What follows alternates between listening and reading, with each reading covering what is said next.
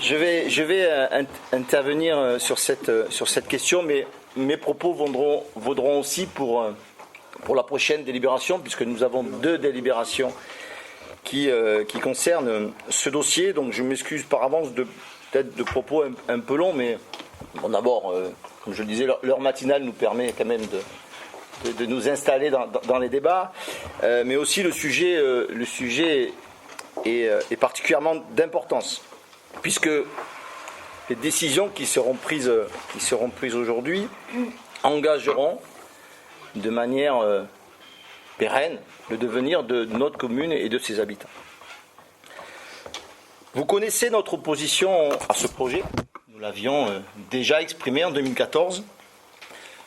Ce n'est pas une opposition de principe. Je crois que vous savez que nous n'avons pas l'habitude de nous positionner dans des oppositions de principe. C'est une divergence de point de vue. C'est une autre vision politique de la commune au sens gestion de la cité. C'est une autre vision de son développement pour les années futures que nous avons. Je pense qu'il est nécessaire de revenir sur ce projet. Monsieur Maillard l'a fait, mais vous l'avez dit, Monsieur Maillard, c'est une 30aine d'hectares qui sont prévus d'être urbanisés. Ce sont 500 logements qui seront construits sur ce projet-là. 500 logements, ça représente entre 1500 et 2000 personnes. 1500 à 2000 habitants supplémentaires. 1500 à 2000 habitants, c'est aujourd'hui la population de Cabrières, de Ledenon ou encore de Saint-Gervasy. 1600 pour Cabrières, 1531 pour Ledenon et 1874 pour Saint-Gervasy. Ce projet, c'est bien le projet d'une ville dans la ville. Pire, peut-être, c'est le projet d'une ville en périphérie de la ville. Et au regard de tous ces éléments, au regard de ce nombre d'habitants qui sont prévus, toute une série de questions se posent. Par exemple, quid de la circulation autour de la voie ferrée, autour du passage à niveau? Qu'en est-il du dimensionnement de nos réseaux d'eau, de nos réseaux d'assainissement par exemple? Qu'en est-il de la capacité d'accueil de nos infrastructures communales? Est-ce que nos écoles aujourd'hui sont dimensionnées pour accueillir de nouveaux élèves issus de ces quartiers? J'aurais aimé que Mme Aguilar nous fasse part de son expertise à ce sujet. Qu'en est-il de nos équipements sportifs? Est-ce que le gymnase, par exemple, dispose aujourd'hui de créneaux disponibles pour pouvoir accueillir ces nouveaux habitants? Nous connaissons bien sûr les réponses à ces questions et elles ne sont pas en faveur de ce projet. Mais ce projet, c'est aussi l'urbanisation et la consommation de terres agricoles. Nous savons tous que l'avenir portera de manière extrêmement forte demain les enjeux de ressources en eau, de qualité alimentaire, de circuits courts. Et l'enjeu qui doit être celui des gestionnaires ou des décideurs de demain, c'est d'abord de préserver les richesses de nos territoires, de les faire fructifier et de les développer. Et ces terres agricoles qui sont aujourd'hui concernées par ce projet, elles constituent pour demain une richesse écologique, une richesse économique, sociétale pour notre commune.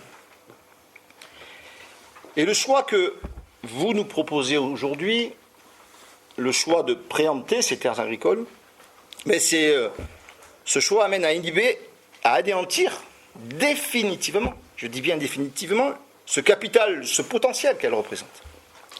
Mais c'est aussi la possibilité, et notre crainte est grande à ce sujet, d'ouvrir l'urbanisation bien au-delà de ces 35 hectares. Car aujourd'hui, ce qui préserve bien Marguerite, c'est la voie ferrée d'un côté et la 86 de l'autre.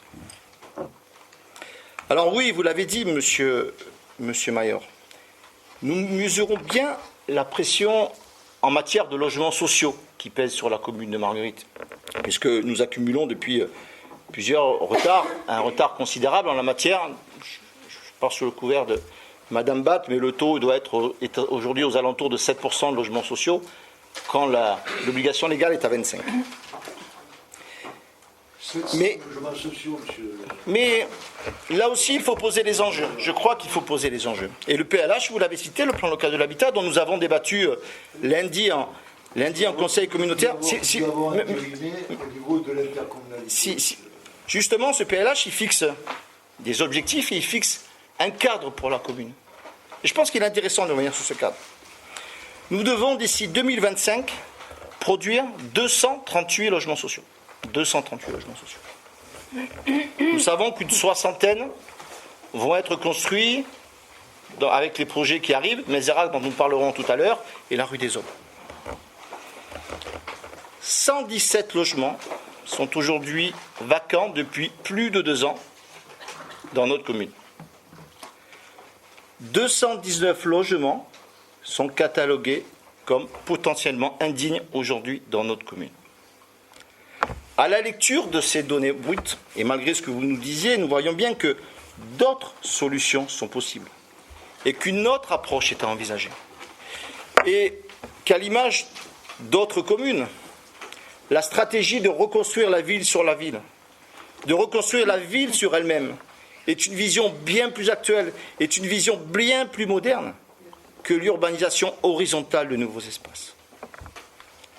Alors, monsieur le maire, bien sûr, vous répondrez à mes propos, puisque aujourd'hui, c'est vous qui portez ce projet. Mais je souhaite aussi interpeller les autres candidats qui sont aujourd'hui présents autour de cette table. J'interpelle Denis Bruyère, j'interpelle Stéphane Guillemin, si un jour il revient siéger dans notre conseil municipal. Je vous interpelle pour connaître votre position également sur ce sujet. Alors, en 2014, ce temps a l'air lointain, mais du temps de votre majorité unie et réunie, vous portiez tous collectivement ce projet. Qu'en est-il aujourd'hui? Pour notre part, vous le savez, vous l'avez compris, nous sommes opposés à ce projet, et nous voterons donc contre ces 2 délibérations. Je vous remercie.